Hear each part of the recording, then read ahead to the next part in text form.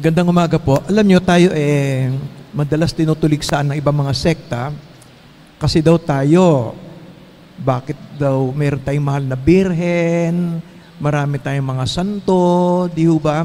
Samantalang maliwanag na sinasabi sa Ebanghelyo na narinig natin ngayon, sabi ng Panginoon, ako ang daan, ang katotohanan at buhay. Alam nyo, tayo po naman, kung meron tayong mahal na birhen, meron tayong mga santo, di po ba? Katulad po ng mahal na birhen, ang kanyang iminulat sa atin, ano po, siya bilang ina nating lahat ay naglalapit sa atin sa kanyang anak na si Jesus. At kung marami din naman po tayong mga santo, di ho ba? Ang mga santo po ay mga modelo natin. Alam nyo, kahapon narinig, kung kayo yung nakapagsimba kahapon, narinig po natin yung napakagandang ebanghelyo, yung po bang sino ang pinakadakila sa paningin ng Diyos? Yung mga taong nasa abang kalagayan. Yung mga taong nagpakumbaba, yung mga taong nagtiis, di po ba? Yung mga taong nagparaya. Okay. Sila po, kung halimbawa, sa kanilang hirap, sa kanilang mga tiisin, di po ba, ay nanatiling tapat sa Diyos at umiiral ng kabutihan, sila po ay banal. Ha? Sila ay mga banal. Kaya ang mga santo po, modelo para sa atin, ganun din ang mahal na birhen, at sila po ay tinutulungan din po tayong ilapit sa Diyos kung anuman ang ating mga kahilingan. Kaya sino mang imahen o santo ang tinatawag natin, San Antonio, San Roque, di ho ba? O mahal na birhen, di ho ba ang mga panalangin natin ni lagi may pangwakas, hinihiling namin ito sa pamamagitan ni Jesucristong aming Panginoon. Alam nyo, dito po sa atin sa Pilipinas, November 1, Todos los Santos. Todos los Santos. Pero nakaugalian po natin, nung paman, di ho ba, Todos los Santos, araw ng mga yumao, araw ng mga patay. Samantalang kung tutuusin, kahapon Todos los Santos, araw ng lahat ng mga banal. Araw ng lahat ng mga banal at November 2 naman po ang ating pagguna.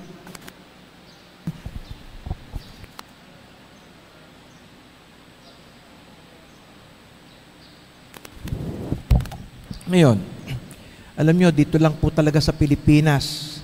Sa Pilipinas lamang po. Talaga naman, pagka November 1, halos lahat o marami nagpupunta ng mga libingan. Alam nyo, minsan nagkataon din namang nasa Amerika ako ng November 1. Siyempre, meron din silang mga memorial park. Wala akong nagpupunta. Walang nagpupunta. Pero meron mga nagsisimba. Kaya lang dito sa atin, para bang kailangan pagka November 1, magpunta ng libingan.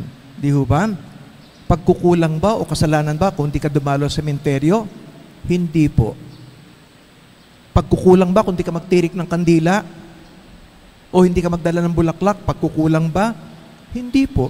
Basta ang importante, hindi man November 1 o November 2, kung mahal mo ang yumao mong magulang o kapatid o anak, di po ba, habang buhay, babanggitin niyo siya ang kanyang pangalan sa inyong pagdadasal. Di ho ba?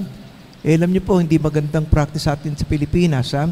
Talaga po naman, lahat ng libingan, maraming taong pumupunta, dumadalaw. Minsan, alam niyo, November 2, nung pumunta ako doon sa, nasa Bikutan, kundi Loyola o Manila Memorial Park, ganun din pala, ang daming basura. Kinabukasan, lalo na yung mga Laloma, Norte, ang dami hong basura. Ibig sabihin, anong ginagawa ng mga dumadalaw doon? Di ho ba? Nagpipiknik, may mga pagkain, dalang lahat, di ho ba? May mga baraha, lahat dadalhin ho. Para bang ang pagpunta ng libingan ay libangan, magsaya, magkainan. Tapos, maniwala kayo, kung nagpunta kayo ng November 2, kahapon, November 1, ang daming basura. Ang daming basura. Kala ko Norte at Laloma lang Yung pala, kahit sa mga Loyola, marami rin basura. Ugaling Pilipino. Tandaan po natin, ang libingan, sacred ground. Ang mga libingan ay sacred ground, banal na lugar, di ho ba? Kaya dapat ginagalang. Ganon din naman po pag kami mga burol Sa atin sa Pilipinas, tanging nangyayari bang pag may mga namamatay, kahit naman meron tayong mga memorial chapel, di pa yung mga mortuary, meron po naman, uso po yung mga burol sa kalye, di ho ba? Burol sa kalye. Tapos ano makikita mo? Nagsusugal, nagiinuman, nagkukwentuhan, ang daming basura, bawal daw maglinis. Hindi ho totoo yun. Ha? Hindi ho totoo yun. No?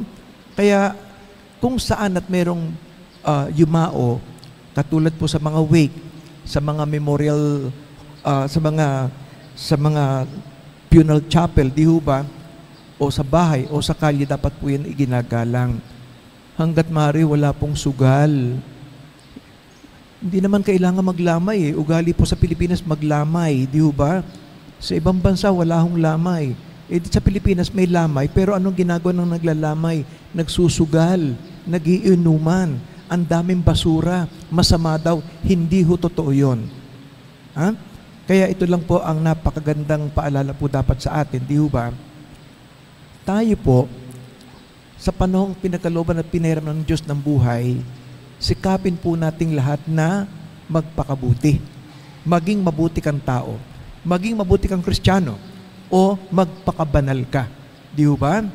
Kaya samantalahin po natin ang buhay, hindi lamang buhay na umasenso, umunlad, matupad ang mga pangarap natin, makarating po tayo sa ganun, kundi sana po tayo, ang bawat sa atin, makita po natin sa ating sarili kung papaano po natin ginugol ang buhay na pahiram sa atin ng Diyos. Ha? Okay. Tayo po, ang bawat sa atin, ay kinatawan ng Diyos.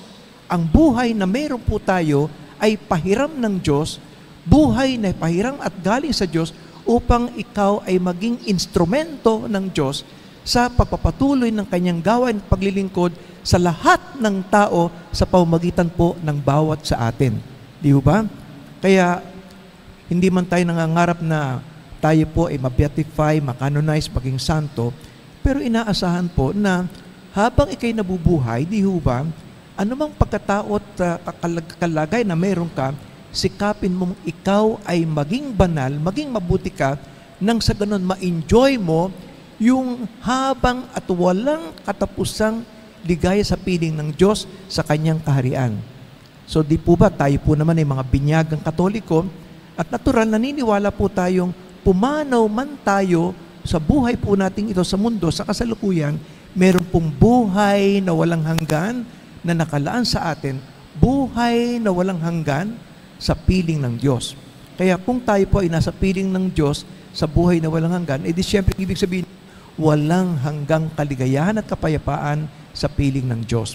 Kaya yun nga lang po ang mahirap. Kung halimbawa, ikaw ay isang tao na binigyan ka at biniram ka ng Diyos ng buhay, tapos sa buhay mo ay nagpasasa ka, di ho ba? No, nagpasasa ka, ayaw mong nahihirapan, gusto mo kasaganaan, gusto mo lahat ng bagay meron ka, kahit magkaroon ka sa paraan ng hindi maganda sa paningin ng Panginoon, maniwala po tayo, kamakailan lang narinig natin yung pubang ebanghelyo na nagpapaalala sa atin, kung ikaw sa buhay mong ito ay nagpakasama-sama at nagpakasasa ka sa buhay mo, merong walang hanggang paghihirap na naghihintay sa iyo. Walang hanggang parusa at paghihirap, di ba? Pero kung tayo po naman ay nagsikap na maging mabuti o nagsikap tayo magpakabanal, no? Sang-ayon din naman po sa biyaya ng Diyos, ando doon din naman po ang pag-asang, sabi nga ma-enjoy natin ang buhay na walang hanggan, buhay na kung anumang hirap na dinanas mo sa buhay na ito, anumang pagtitiis, siyempre po merong biyay kantimpalang nakalaan para sa iyo pagdating mo sa buhay na walang hanggan. Kaya pakatandaan po natin, mahalagang ipinagdarasal natin ang ating mga yumao. Kaya medyo bawas-bawasan po natin yung mga ritual, kandila, tulos ng kandila, padasal, punta ka sa Quiapo, tabihan mo yung nakaupo sa bangko doon, pagdadasal ka niya, di ho ba? At nyo, manila po tayo. Ang panalangin po dapat ay nanggagaling sa puso. No? At tandaan po natin, huwag nating kalilimutan ang ating mga yumaong minamahal sa buhay. Lagi po nating ipagdadasal ang kanilang kapayapaan at kaligayahan sa buhay na walang hanggan. Sapagkat alam po ninyo, kapag ang ating mga minamahal na yumaw ay pinagdadasal natin, sila man po ay nagdadasal din para sa atin. Ha? Kaya importanteng paalala din po ito, no?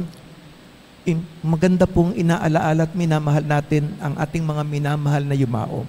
Kaya lang, mas maganda po na habang sila'y nabubuhay, mahalin po natin.